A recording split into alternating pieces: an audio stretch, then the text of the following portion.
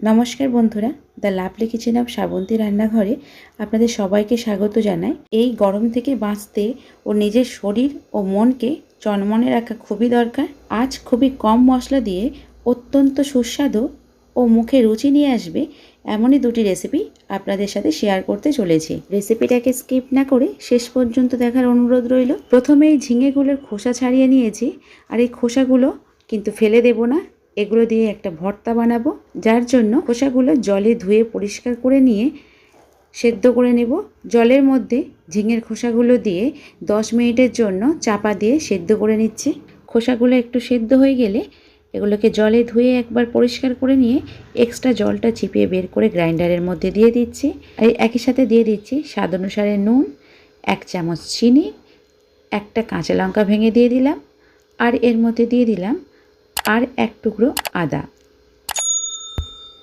একসাথে গ্রাইন্ড করে একটা স্মুথ পেস্ট তৈরি করে নিতে হবে। রেসিপিটা শুরু করার আগে তেলের মধ্যে একটা শুকনো লঙ্কাকে এইরকম ভেজে তুলে নিচ্ছি।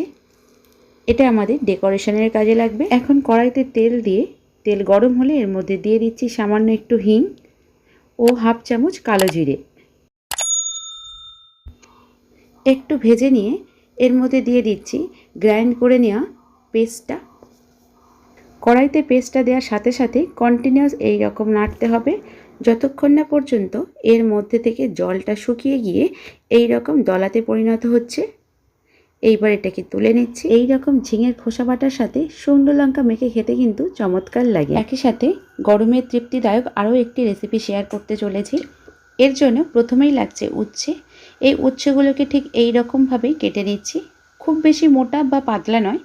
এখন বীজগুলোকে বের করে নিয়ে জলে ধুয়ে ভালো করে পরিষ্কার করে নিচ্ছি।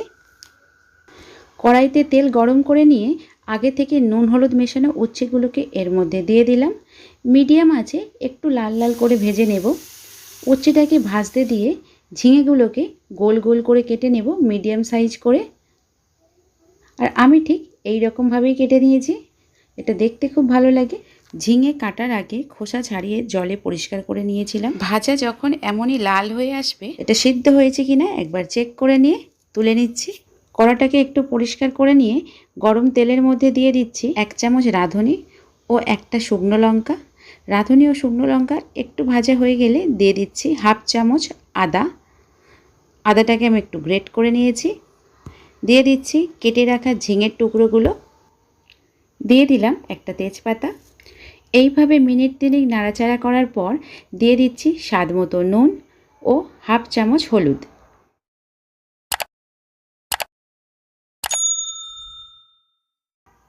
এই রান্নাতে আলাদা করে কোনো জলের ব্যবহার করছি না। এখন এটাকে একটু চাপা দিয়ে দেব সিদ্ধ করার জন্য। এখন গ্রেভির জন্য গ্রাইন্ডারের মধ্যে 2 চামচ সর্ষে, জল, নুন, কাঁচা লঙ্কা ও তার সাথে 2 মুঠো কুচনো নারকেল এর মধ্যে দিয়ে একটা সুন্দর স্মুথ পেস্ট তৈরি করে নিচ্ছি। এখন একটি ছাঁকনি দিয়ে এটাকে ছেঁকে নিচ্ছি।